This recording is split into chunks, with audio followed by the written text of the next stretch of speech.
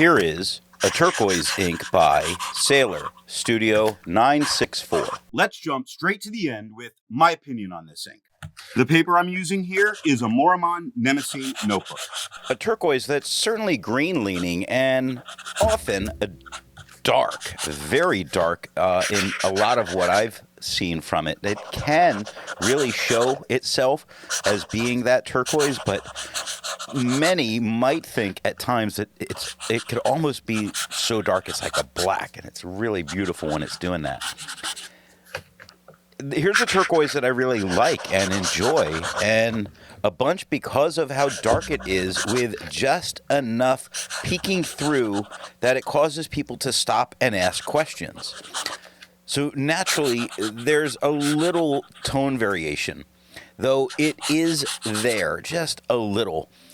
Same for the shading. Even with as dark as it is here that you're seeing, you can see a little bit of shading going on just in super dark areas showing up.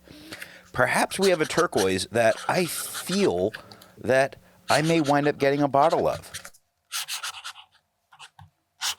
The pen for today is a Sailor 1911. All of the writing samples are done with a Retro 51 P51 with an extra fine nib, a Retro 51 Corsair with a medium nib, a Retro 51 Lincoln with a 1.1 stub. Now that we know my opinion on this ink, let's see how I got there, starting with the first writing sample done on Clairfontaine. Looking at the extra fine nib, you see it's showing as a nice dark turquoise here, and certainly being a turquoise, and very different than we saw in the first paper. Now there's no feather, there's no spread. It shades really nicely, and I do like when it shades to its darker tones here. I think that's where it's rather pleasant to look at.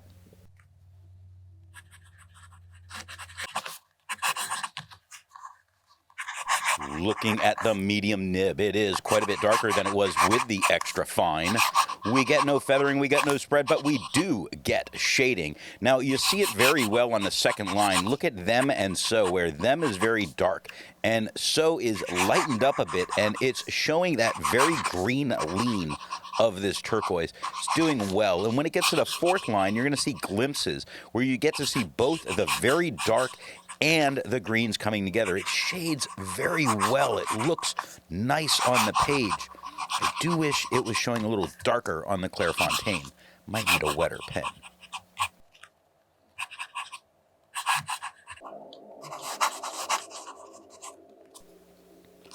Looking at the stub nib, we get the same tone as the medium. We get no feather, we get no spread, we get a tiny bit of shading in that we do see some darker areas happening. You see it in elves, darkness, deepened. You see some dark letters along with the much darker turquoise that we have here. Really enjoyable in its entirety. Looking at the back of the page, you see that we get no bleeding and no ghosting. Like most inks, this one comes in a bottle. This is how the Pilot Custom 823 fits. And here is the Pelican M1000. Here is the ink level when you can no longer fill a Lamy Safari. There is approximately 7 milliliters of ink left. The next writing sample is done in a Portage reporter's notebook. Looking at the extra fine nib, it is just a little bit darker than it was with the Clairfontaine. We get no feather, no spread. We do get shading. Now, it's not shading so much into and out of the dark tones as it is we're getting much darker letters within the writing. It's doing a very nice job of showing the shade here. Though, for me, I think I would kind of prefer it to be the dark tone the whole way through without shading. I'd sacrifice it with this one.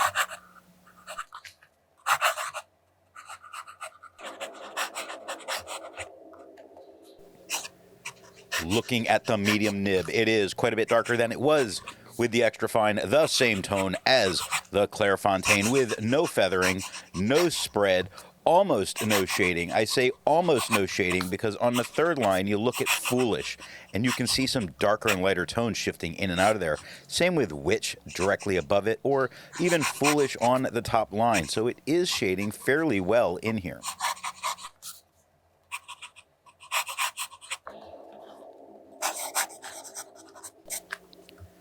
Looking at the stub nib, it is the same tone as the medium.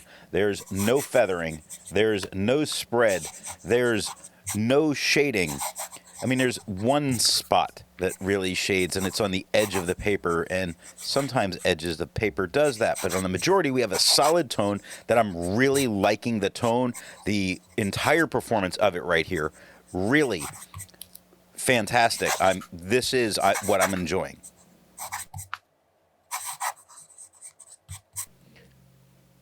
Looking at the back of the page, we get no bleeding and no ghosting. There's a lot to learn by doing multiple chromatographies. The one on the left is immediately put into water for 10 to 15 seconds. The one on the right, marked with a D, is let dry for 10 minutes before putting it into water.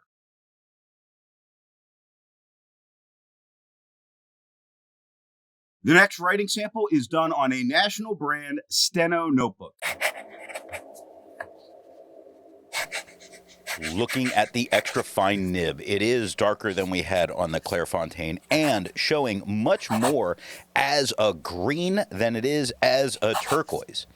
No feather, no spread, some shading is going on. If I were to judge it as a green, I wouldn't care for what's happening in the shading. But as a turquoise, I'm enjoying it quite a bit. You take a look at Hobbit on the third line, you see it goes darker to a nice mid-tone to dark again. And that's the way it shades, is it's not a huge variation of what's there. But we have a darker mid-tone and a very dark green happening.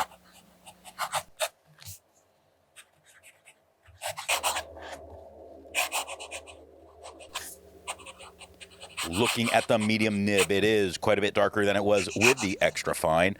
About as dark as it was on the Clairfontaine, though it is showing much more as a green than a turquoise. With no feathering, no spread, a few spots of shading showing up. You see it in the H of another, you see it in the H of have, you see it in full where the F and the L's are darker, but the U is a lighter tone.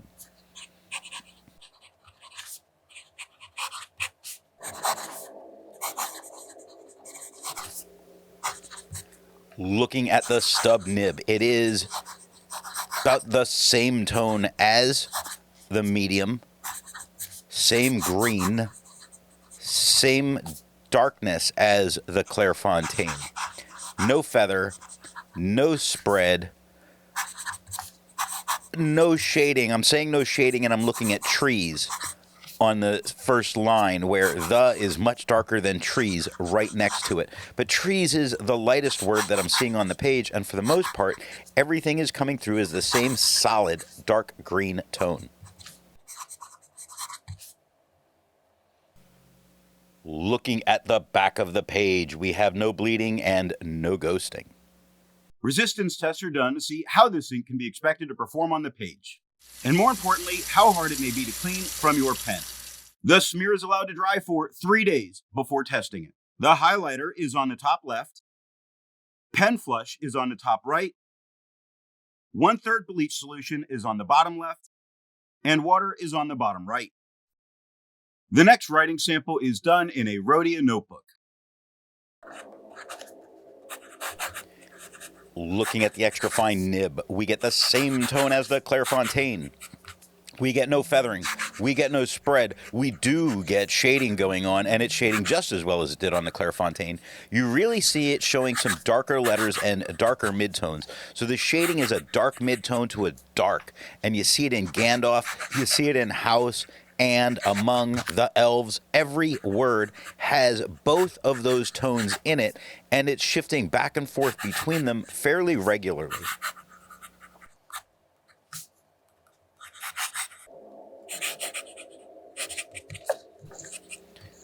Looking at the medium nib, it is darker than it was with the extra fine. It is the same tone as the Clairfontaine with no feather, no spread, no shade.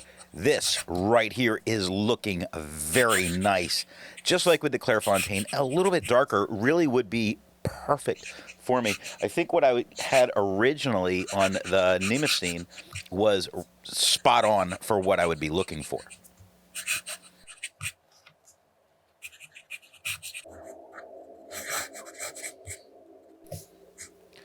Looking at the stub nib, it is the same tone as the medium, the same tone as the Clairefontaine. There is no feather, there is no spread, there is no shade. It is looking very nice on this page. It is showing me that there can be turquoise inks out there for me. Looking at the back of the page, there's no bleeding and no ghosting, of course. With over 1,000 inks reviewed, let's take a look at some color comparables. Here is Califolio Botany Bay.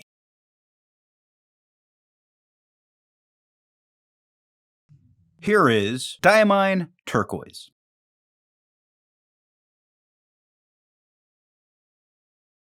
Here is Diamine Teal.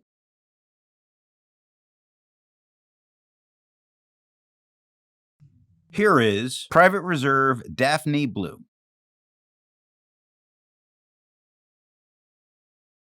The next writing sample is done in a composition lab notebook. Looking at the extra fine nib, it is lighter than it was on the Clairefontaine and really showing its green leaning turquoise much more than it did on the Clairefontaine.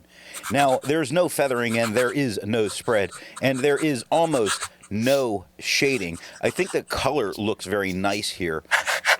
Again, while I can say I would prefer it darker, I think the color looks very nice here, and I can see it as standing out. I would probably use it expecting a green more than a turquoise with this paper and what I'm seeing.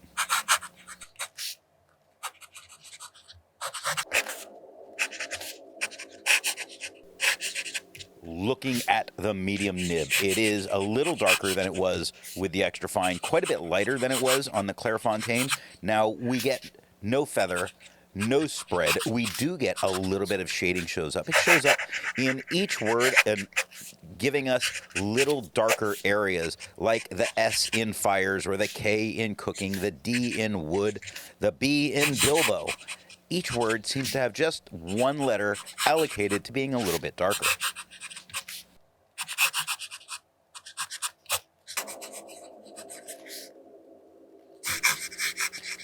Looking at the stub nib, it is just a tad bit darker than it was with the medium, quite a bit lighter than it was on the Clairefontaine, still showing much more green here than it did on the Clairefontaine. No feather, no spread, no shading. I think it looks very nice. I can really see using this with this paper here with this tone, although I think I would really be missing out on some of the best features on this from this ink on this paper, because it just doesn't get to that darker green leaning turquoise that I would prefer to see. Looking at the back of the page, we see that we get no bleeding and no ghosting, and this paper is a champion.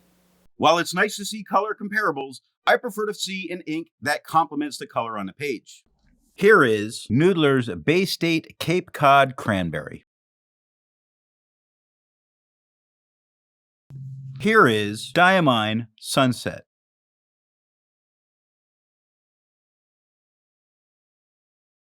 Here is Califolio Maroon.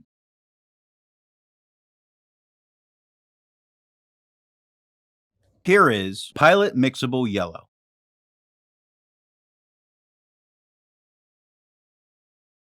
The last writing sample is done on 20-pound copy paper. Looking at the extra fine nib, it is darker than we had on the Clairefontaine. It does feather a little bit. It's really the feathering comes with the spread. Both of them are very manageable, and I don't see them as a reason to have someone stop using this ink on this paper. I see reasons for people to stop using this paper, but if you're going to use it, this ink's not doing bad.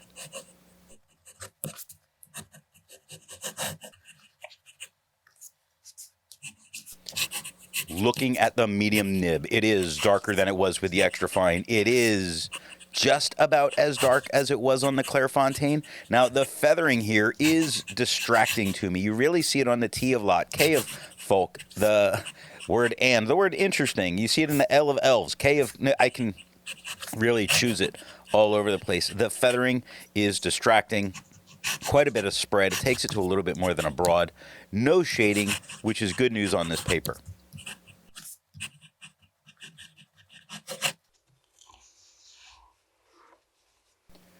Looking at the stub nib, it is the same tone as it was with the medium.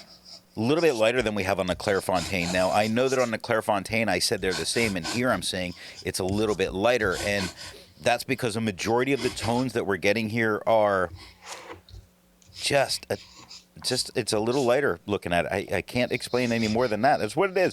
There's no feather. That's a lie, because it's copy paper. It's just nice to hold people's hopes out there on that. Of course it feathers. It feathers, I think, a little worse than it did with the medium. It does spread and more than it did with the medium. Both of those aren't really a surprise for what's going on here. Now, I am not going to say there's shading, but I am going to say that there's a variation of tone. People's is much darker than of, and of is, and as is the same tone, but quicker directly underneath is just a tad bit darker. There's a little bit. And granted, I don't like how this looks here at all, so I guess I don't need to beat up how I don't even like how it's coming through in that case here. Looking at the page underneath, you see there's a lot of ghosting. I don't think you could write back here and comfortably read what was on either side at that point, but nothing bled through and touched the page underneath. So what nib and pen do I think are going to give the best writing experience with this ink? The paper I'm using here is yellow Rhodia paper.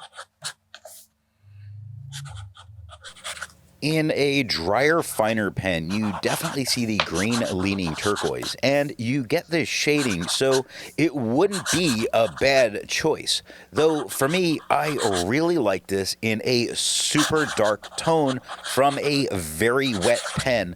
Pretty much any nib, just very wet to get it darker. A lot less shading there, but the tone is very enjoyable, and I'll sacrifice that shading for what for me is a much better tone. I hope you got something out of this video, and I want to remind you that the best way you can support this or any channel is to let retailers know where you've heard of something if you were to go to buy.